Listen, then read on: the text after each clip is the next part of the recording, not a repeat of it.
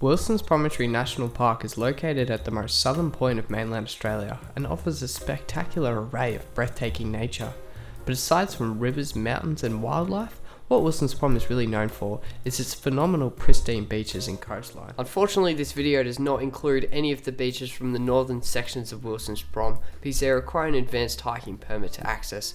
Also, all the footage and photos captured in the video are either mine or my girlfriend Sophie's, so without further ado, here are the top 5 beaches at Wilson's Promontory National Park. Fairy Cove is a magical little beach situated at the end of a 2.8 kilometre walk from Derby River. The beach is incredibly fun to explore with rock pools and clear blue water to swim in, as well as rocks that you can climb on and dive from.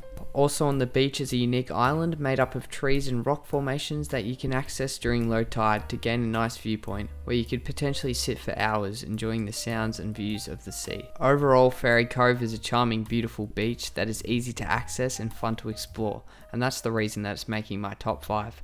The amount of fun and how aesthetically pleasing the beaches are is what I'm ranking them on, and Fairy Cove fits comfortably in both those categories. The trail to Sealer's Cove is one of the most magical hikes at Wilson's Prom. Whilst climbing the stone stairways, you are constantly immersed in the sounds of trickling water, whistling birds, and the company of tall ferns. The hike to Sealer's Cove consists of a 10.2 kilometre walk, winding around Mount McAllister to swampy heathlands, where you walk majority of the trail on boardwalks. Once you arrive at the beach, you'll be taken aback by the views. Sealer's Cove is a safe beach for swimming, and it's a great spot to spend diving off boulders, but it's also rich in history, so make sure you spend some time reading the signage and looking around for old artifacts. Overall, Sealer's Cove is a must for hikers visiting the prom. Waterloo Bay consists of 3 beaches: Little Waterloo Bay, North Waterloo Bay, and Waterloo Bay. I've put them all under the one beach, however, so I could include them all in this list. To get to Little Waterloo Bay, you'd have to hike 11.9 kilometres along a mountainous trail.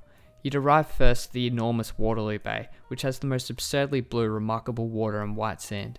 And then you can continue along the beautiful coastal path until you arrive at Little Waterloo Bay, where there is a nice campsite. Little Waterloo Bay is another pristine, secluded beach that offers an unspoiled natural environment.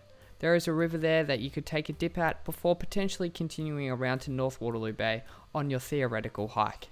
The hike to North Waterloo has the most gorgeous viewpoints overlooking the entire bay. The trail is surrounded by native lush vegetation where you can see the deep blue sea through the ferns. The nature along this path is hard to take in, and my GoPro really doesn't do it justice. You can sit in places like this forever and never truly take in the view, as you can see from my reaction here. Oh my god.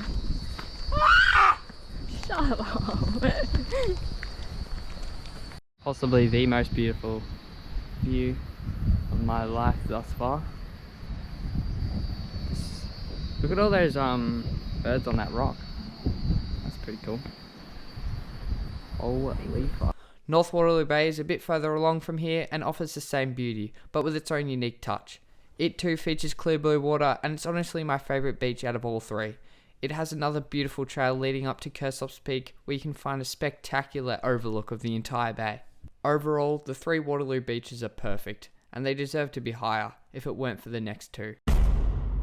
Norman Bay is located next to the caravan park, and it's the most popular beach at Wilson's Prom for numerous reasons. Firstly, there is Tidal River, which flows into the beach, offering a peaceful place for a walk, swim or a kayak with a gorgeous setting that includes the bridge and Whale Rock.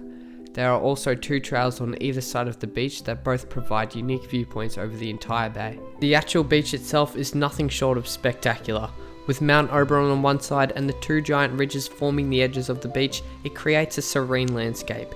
It's where I first felt a genuine connection between myself and nature, and I always find myself struggling to take it all in. The beach is perfect for surfing and swimming, and catching a wave there at sunset is my favourite feeling ever. The water there is magical and the sunsets are unbelievable. I've had many great memories there, and I'm truly grateful to have gone there so many times. Although I've only been to Refuge Cove once, I cannot not have it at number 1. It took an 8-hour hike for me to arrive there, making it incredibly secluded. A place that requires a journey makes it even more special. 8.5 hours later, here we are at Refuge Cove. Refuge Cove represents the exact thing you think of when a cove comes to mind. It just has an incredible land formation.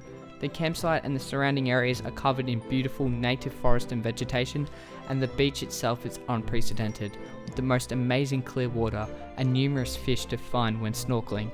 Further along the trail is North Refuge Cove, which is another amazing beach, which me and Sophie were fortunate enough to have all to ourselves, where we created the most amazing memories. Refuge Cove has it all. Beautiful beach, the best water, wildlife, surroundings, rocks, fun to explore, and it's undisturbed and secluded. But besides from these factors, it's all about the experience.